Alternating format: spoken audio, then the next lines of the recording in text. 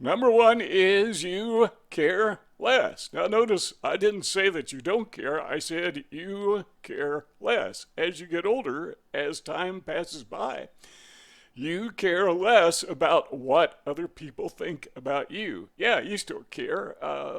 Things are still troublesome. You still have some of the same challenges that you've always had, but as you learn to cope with time, it doesn't matter how old you are. We're not talking about getting old. We're talking about just the transition of time, no matter what stage you are in life. Now, by the way, as you know, I'm nearly 70 years old. I've been through what you're going through, at least your stage in life. I've gone through it as a child, as a teenager, as a young adult, as an adult.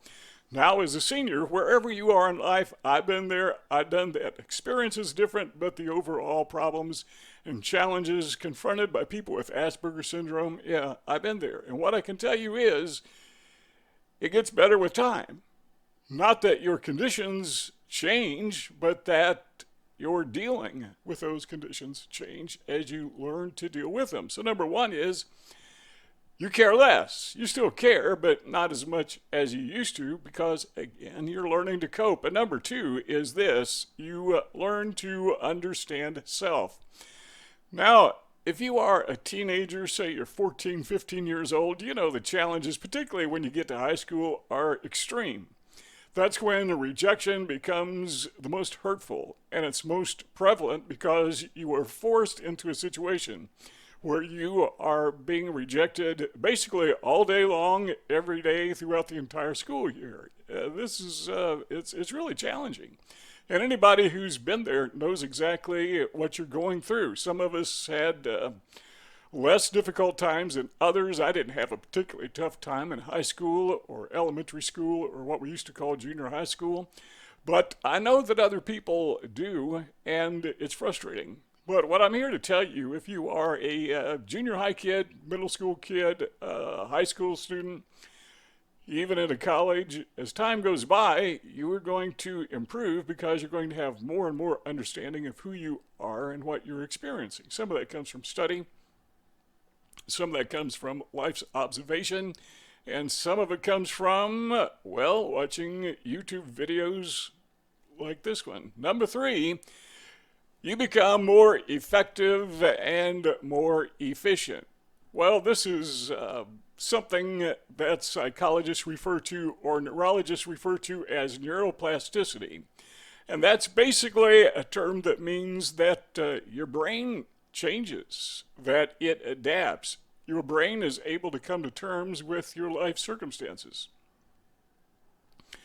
Your devices, your psychological devices, advance. They become more functional with your circumstances. And again, it's all a learning process as you learn to care less and you learn to understand yourself. So you become more effective and you become more efficient with dealing with the challenges that life has for you. Number four is something very related to this, but as you become more effective and as you become more efficient, then you learn to adjust. All right, let's just take some real life examples. Let's say that you're going to the grocery store. I don't like to go any place where there are crowds. Very typical of anyone with Asperger syndrome. Wherever there's people, I just assume not be there. A few exceptions. Close family. Okay, I can be in that group because they don't mind my goofiness, my weirdness. At least they don't let on that they do, if they do. But not so when you go to the grocery store. Everyone is intimidating. Where does that come from? It's like everyone is a predator and you are the prey, even if they don't even notice you. You have that inward feeling. I guess you kind of learned that over the years, and now, guess what? You are unlearning it. So when you go to real life places, you learn strategies. For example, you may go to the grocery store when it's least crowded. I've talked about this before, but when the grocery store was open 24 hours, I would go at 3 in the morning. Yeah, I'd literally get up 3 o'clock Sunday morning, and that was my weekly time to do grocery shopping because there were people in the store, but they were all employees. very convenient. You didn't have to deal with the other customers. What's more, if you needed something, you had all these people running around working and just ask them and they'd tell you. But you learn to adjust. You need to learn, or I shouldn't say you need to, you actually do learn to take access to what is available to you. For example, children learn to avoid stressful situations. Hopefully somebody will come along and help them, but not often, because it's virtually impossible, as we mentioned earlier, for children. You know, you get into junior high, high school, middle school, high school, it gets tough. But even there, you're beginning to learn the processes. You're beginning to learn to adjust. Sometimes adjustment is just get away and stay away the best you can. But sometimes in the situation, wherever you happen to be, wherever you're around people, which tends to be the problem, you know that. But wherever you happen to be, you learn strategies to adjust. So things get better with time. Now, your condition, underlying condition, I believe that is an 8. I think that is something that is genetically coded into your very being. That's not going to change, but your way of dealing with it, that can change. That improves substantially. Number 5, what else improves with time is sense of control. Now, I got to tell you, when I was putting together the notes preparing for this presentation, I was going to call it How Aspies Improve with Age. But then when I thought about it, that implies when you get old. It doesn't really say that. That's what people tend to think. So I changed the title to How We Improve with Time, because it really doesn't matter how old you are. Once again, you could be a kid, you could be in junior high school, you could be a young adult, but as time progresses, you progress. You just learn, because that's the way we're made. We are made to, again, neuroplasticity.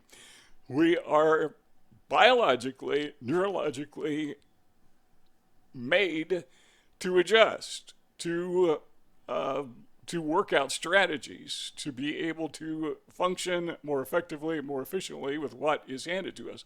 Well, along with that comes this sense of control. I mean, we just learn just about everything. Now, I remember learning to ride a bicycle. In fact, I actually remember how I did it. To me, riding a bicycle was kind of daunting because you have this thing called gravity, and it still gets in my way. Now and again, I drop things. Everybody does. But gravity, that kind of bothered me. You get on a bicycle and you fall over. But I recall one day I just decided that I was going to learn to ride a bicycle. So I got the bicycle, I leaned it up against the side of the house where we lived. I was probably, 7, 8 years old. And I got on the bicycle and I just kind of moved by with one hand on the side of the house and the other hand on the handlebars of the bicycle and my feet on the pedals. It didn't take long. I mean, I was amazed how easy it was. It took probably less than 30 seconds for me to learn how to ride a bicycle once I got on the bike and learned how to do it. And then, guess what? I had this sense of control. I had one of these little bicycles. I forget what you call them now. I think they call them Stingrays, that were popular back in the 60s. And I learned how to ride my bicycle while I was standing on the seat of the bicycle. I thought that was so cool. They didn't have, what do they call them, skateboards back then, so that was kind of like a skateboard, only I had the sense to hang on to the handlebars. The point is, I had the sense of control. Now, the same thing is true when you're driving a car. First time you get into a car, driver's seat of a car, man, it's intimidating. All those buttons and all the gadgets and all the things you have to coordinate with your hands and your feet, and you got to pay attention to what you're doing. But after you get to learn how to do it in time, and time is the key here, a lot of those things you do without thinking. They just become automatic. Well, that applies, I should say, what applies to riding a bicycle, driving a car, also applies to, let's say, riding or driving Asperger syndrome. Some things just become automatic. So you now have a sense of control, something that maybe you didn't seem to have in earlier years. So let's do this exercise. Let's stop and think where you were, no matter how old you are, where you were 5 years ago.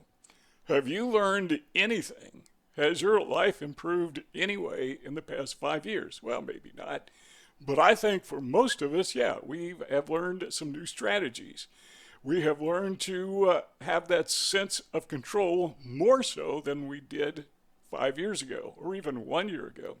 It's an ongoing practice. So, yeah, things do indeed improve with time. So if you feel frustrated, if you feel like, geez, I'm never going to get over this. What am I going to do? Hey, just keep pedaling. Just keep your foot on the gas pedal.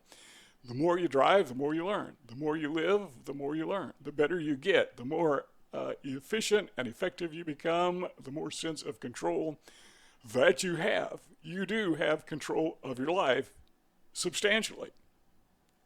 I know some people will say things, just small talk, and for a second you'll lose control. But even that, and a lot of other examples like it, hey, the more we experience it, the better we get at it. So just keep on going, keep on pedaling, keep on moving. Then finally is number 6.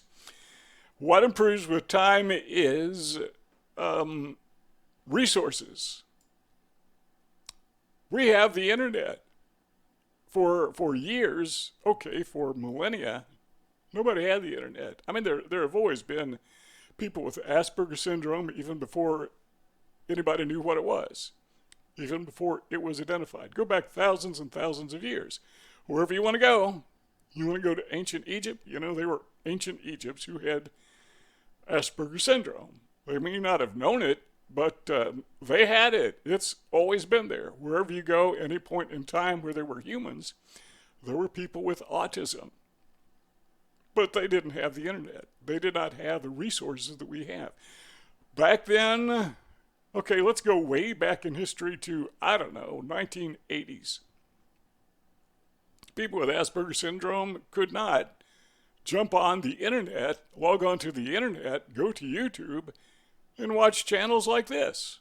So we have more and more resources becoming available to us, and as objective scientists, neurologists, psychologists study the workings of the human mind. That just gets better and better, literally, I think, by the day. So we have added resources coming our direction all the time. And by the way, if you are a self-diagnosed Aspie, I strongly encourage you, if you can afford it, to get a formal diagnosis. And we'll talk about that in another video, but the advantage of a formal diagnosis, or I should say the advantages, are so many. So consider doing that. Take a look at the rectangles on the screen. Let's keep this conversation going. It ends when you want it to, so just click on one of those rectangles rather, and let's keep on going. Keep on pedaling.